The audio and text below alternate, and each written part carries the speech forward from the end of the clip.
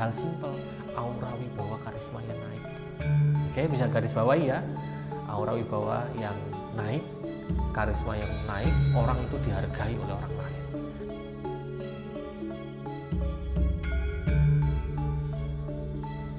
Assalamualaikum warahmatullahi wabarakatuh. Ya, apa kabar sedulur semuanya? Salam rahayu dari saya. Ya, selamat pagi, karena di sini saya membuat video ini pagi-pagi begitu. Kenapa saya berbicara sedikit perlahan? Karena saya akan menceritakan suatu kisah yang asli nyata terjadi di salah satu klien saya, ya, Bapak D. Ya, rumahnya di area Bandung, ya, di Bandung pokoknya.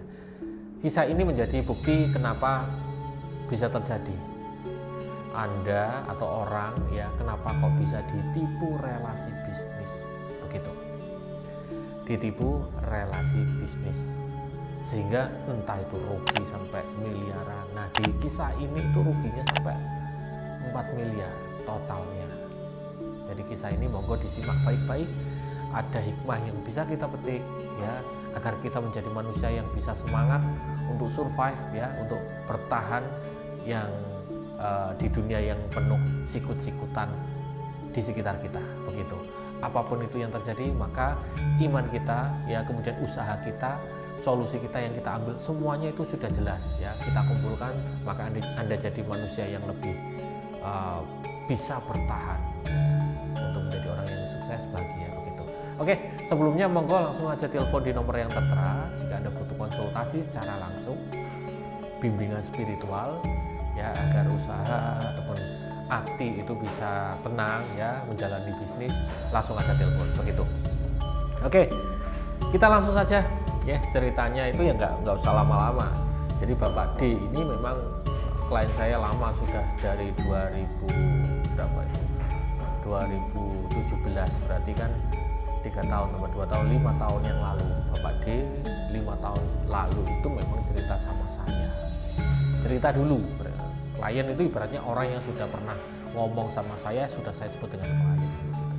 Sudah konsultasi sama saya 2017, bercerita beliau bekerja sebagai pemborong besi tua, besi pokoknya, pemborong besi. Kemudian dicetak, di situ dia punya pabrik dicetak, ya, dan menjadi suatu kerajinan, entah itu kerangka besi, baja-baja begitu, baja ringan, kemudian besi yang untuk tingkat itu, ya Mas, besi cor begitu kan, semacam itu untungnya luar biasa, omsetnya luar biasa, sehingga beliau bisa beli rumah seharga 2 miliar begitu. Oke, kehidupannya enak, nyaman. Kemudian beliau cerita, Bapak D ini ceritanya yang lalu, berarti 2015 itu mulai goyah nih, usaha yang didirikan itu mulai goyah.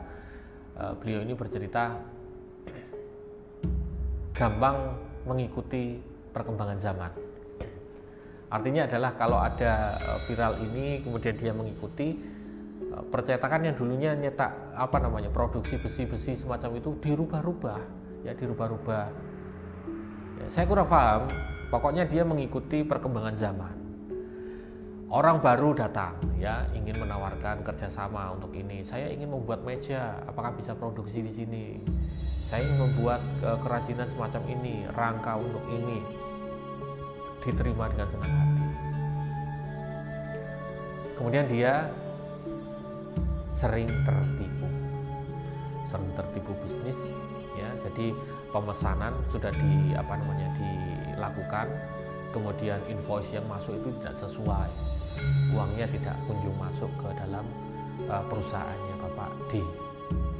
Yang terjadi apa? Yang terjadi ya memang tambah turun nomboi, tambah turun omsetnya nomboi begitu. Itu yang terjadi. Oke, akhirnya Bapak D sadar, ya, itu kan tahun 2015, 2016 saya sadar.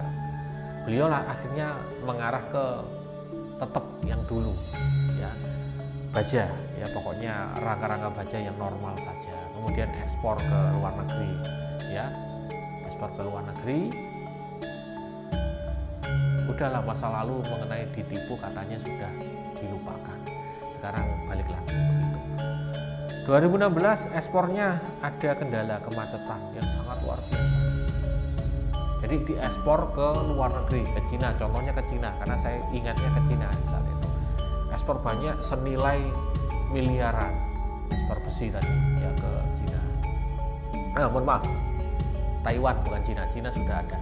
Taiwan ya, ke Taiwan, ke sana mengekspor. Tiba-tiba bukan ditipu sih, karena salah arah, kemudian perbedaan hukum ya, hukum perizinan yang berbeda di Indonesia, ke luar negerinya berbeda, kemudian uangnya tidak bisa cair karena barang itu tertahan di perbatasan, di cukai atau ibaratnya di sana begitu. Miliaran hilang, hutang bank tertipu lagi. Jadi ini kisah ini bisa kita petik. Bapak D ini lewat suatu jalan, terjatuh di suatu lubang, bangkit lagi, terjatuh di lubang yang sama, bangkit lagi, terjatuh lagi. Akhirnya hutangnya miliaran itu ya gimana ya? Ngobrol sama saya, yang ngobrol sama saya itu di tahun 2017 ya. Bapak D saya lihat di situ yang kurang energi, aura, wibawa, karismanya sangat-sangat rendah. Jadi ibaratnya disepelekan orang itu gampang banget. Wah, orang ini bodoh, ini gampang ditipu.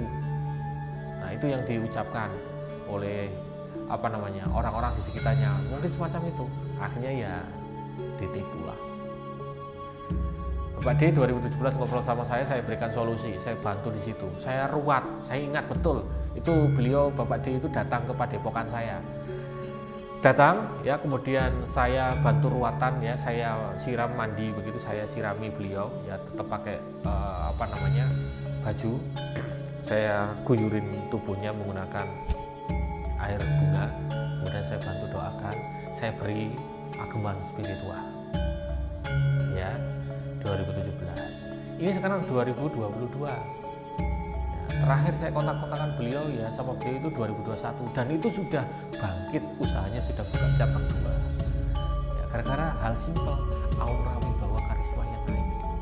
Oke, bisa garis bawahi ya, aura wibawa yang naik, karisma yang naik, orang itu dihargai oleh orang lain, tidak gampang ditipu. Ngatan? Jadi silakan kalau jenengan merasakan hal yang sama, nah monggo bisa saya bantu untuk bantuan buka aura ya, meningkatkan aura wibawa karismanya. Ngatan? Jadi ini sudah panjang lebar saya share kepada jenengan, semoga bermanfaat. Sekian dari saya ya. Wassalamualaikum warahmatullahi wabarakatuh.